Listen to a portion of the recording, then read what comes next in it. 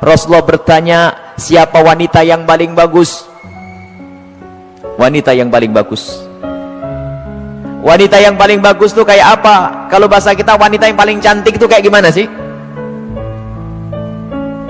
Para sahabat Nabi bingung menjawab. Ada yang ngomong mungkin dalam hatinya berkata, mungkin sholatnya ya, mungkin puasanya, mungkin semuanya pakai mungkin. Pada bingung, pada noleh ke sana kemari, tidak bisa menjawab wanita yang paling mulia itu seperti apa.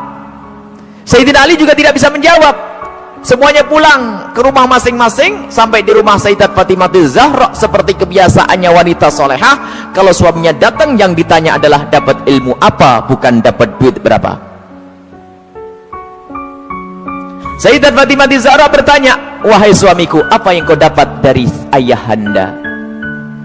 Apa yang kau dapat hari ini dari Rasulullah? Lah ini kalimat yang harus dibiasakan oleh para istri tuh. Bang, dapat ilmu apa? Kan begitu. Sayyidina Ali menjawab, kami dapat banyak, cuman kami juga dapat pertanyaan yang kami semua tidak bisa menjawab. Pertanyaan apa? Wanita yang paling mulia itu seperti apa? Wanita yang mulia itu seperti apa? Dijawab oleh Siti Fatimah Zahra, aku yang punya jawabannya. Apa? Dibisikkanlah di telinga Sayyidina Ali. Seketika itu wajah Sayyidina Ali berbinar-binar senang, wajahnya berseri-seri, mata berbinar-binar. Aku menemukan jawaban, pasti aku nanti bakal dibanggakan oleh Rasulullah karena sudah punya jawaban. Di esok harinya ketemu lagi dengan Rasulullah, siapa yang sudah punya jawaban? Para sahabat Nabi masih bingung. Tiba-tiba Sayyidina Ali berkata, kami punya jawaban ya Rasulullah. Siapa wanita yang paling bagus? Dijawab, wanita paling bagus adalah yang tidak pernah melihat laki-laki dan tidak pernah dilihat laki-laki. Rasulullah paham siapa yang ngasih tahu. Siapa yang ngasih tahu? Sayyidina Ali malu. Yang ngasih tahu tentu orang yang paling dekat denganmu ya Rasulullah, Sayyidat Fatimah Zahra, yang membisikkan bahwasanya wanita mulia adalah yang tidak pernah melihat laki-laki dan yang tidak pernah dilihat laki-laki. Maknanya apa?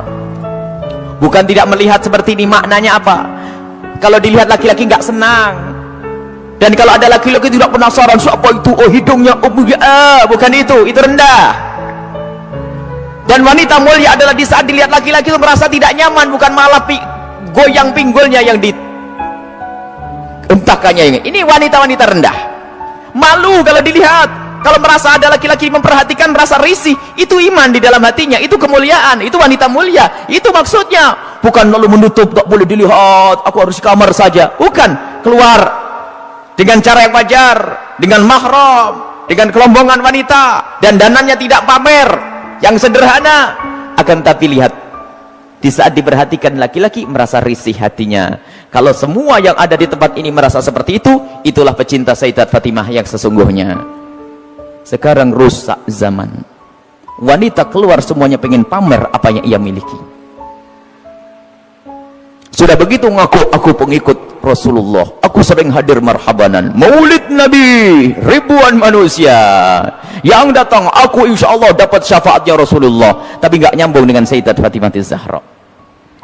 Jadi kita harus berusaha untuk menjadikan diri para wanita-wanita ini merasa tidak nyaman, tidak senang kalau tubuhnya diperhatikan oleh kaum pria.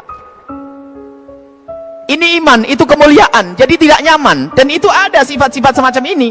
Ada merasa risih, ada yang masya Allah kalau sudah diperhatikan merasa, waduh wajahnya mulai putih kuning hijau tuh.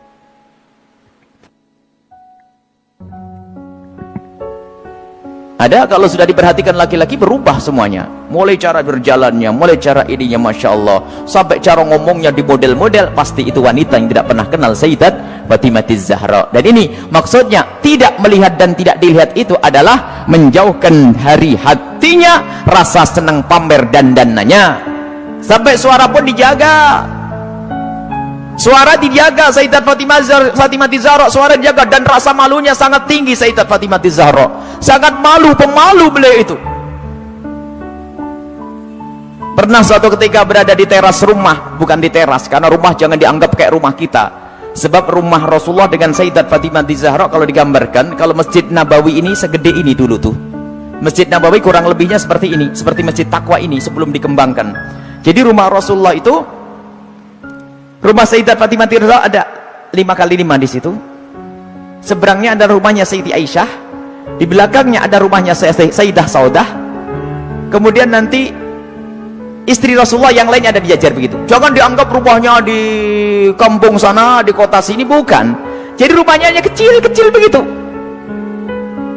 Sehingga ada fitnah yang pernah disebar bahwasanya Siti Fatimah Zahra pernah ditendang Sayyidina Umar bin Khattab. Ini kan fitnah pada Sayyidina Umar. Memangnya nggak ada yang denger yang lainnya? Oh, kecil begini, kalau sampai Siti Fatimah sampai jerit-jerit nangis pasti kedengaran. Ada ya sekelompok orang yang berdusta mengatakan Siti Fatimah Zahra meninggal karena dipukul oleh Sayyidina Umar bin Khattab, perutnya sampai keluar. Ini lucu cerita ini. Dipikir rumahnya itu di kampung sana ya, kampung sini, bukan. Itu loh rumah Siti Fatimah. Kalau ada di sekitar masjid ini, mepet. 5x5, 4x3, rumahnya itu rumah dipikir rumah kayak apa begitu, bukan. Jadi rumah Rasulullah dan semua keluarganya itu kalau dikumpulkan hanya 200 meter. Allah. Dan sangat sederhana. Lah itulah, suatu ketika Sayyidat Fatimah Zahra berada di depan kamar, di depan rumah bersama Asma binti Umais. Asma binti Umais itu adalah bekas istrinya Ja'far At-Tayyar. Di saat itu ada jenazah yang lewat. Dan di saat ada jenazah yang lewat, tiba-tiba Siti Fatimah menangis. Dan menangisnya nggak kira-kira. Sampai Asma ketakutan. Kenapa wahai binti Rasulillah, wahai putri Rasulullah, engkau menangis seperti itu? Ada apa? Kenapa engkau menangis? Baru setelah reda bisa menjawab, aku menangis, aku nanti pasti akan mati. Tentu engkau akan mati. Engkau akan mati. Bukan masalah kematian, tetapi aku tidak ingin nanti seperti itu. Kenapa dia? Lihat, semua orang yang meninggal akan diperlakukan seperti itu, dibungkus dengan kain kafan, lalu diangkat di kepalanya manusia, lekuk-lekuk tubuhnya terlihat. Alangkah malunya aku nanti jika aku mati, lalu diangkat di atas kepala manusia, lalu lekuk-lekuk tubuhku terlihat. Oh, mikir lekuk tubuhnya. Subhanallah.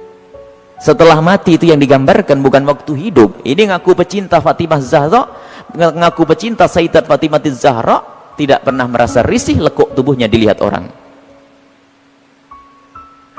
Jadi Siti Fatimah Zahra itu merasa malu kalau nanti dilihat setelah meninggal. Lalu Asma bercerita, wahai Fatimah, waktu aku di Habasyah, aku melihat ada orang itu, kalau ada orang meninggal itu dibuatkan satu kotak, kemudian mayat dimasukkan ke dalam kotak, kemudian ditutup pelepah korma sehingga tidak kelihatan itu. Kalau bahasa kita keranda. Mendengar jawaban seperti itu, Sayyidat Fatimah Zahra sangat senang dan menyambut dengan kegembiraan. Asma, aku berwasiat, kalau aku mati nanti tolong dibuatkan aku seperti itu. Dan akhirnya setelah Sayyidat Fatimah Zahra meninggal, Asma sendiri yang membuat untuk Sayyidat Fatimah Zahra. Dan inilah di dalam sejarah disebutkan bahwa pertama kali orang pakai keranda di dalam Islam adalah Sayyidat Fatimah Zahra. Bukan masalah pertamanya, tapi kita harus tahu maksudnya apa. Ini loh yang penting. Maksudnya adalah menjaga kehormatan. Padahal juga nggak apa-apa orang mati kelihat auratnya pun tidak dosa.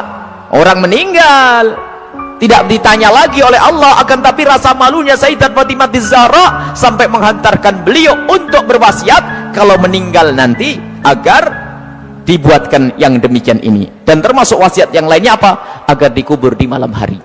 Tidak ingin, masih ingin, takut kalau dilihat oleh orang. Inilah Sayyidat Fatimah Zahra. Jadi rasa malunya luar biasa. Dan ini pendidikan dari Rasulullah SAW.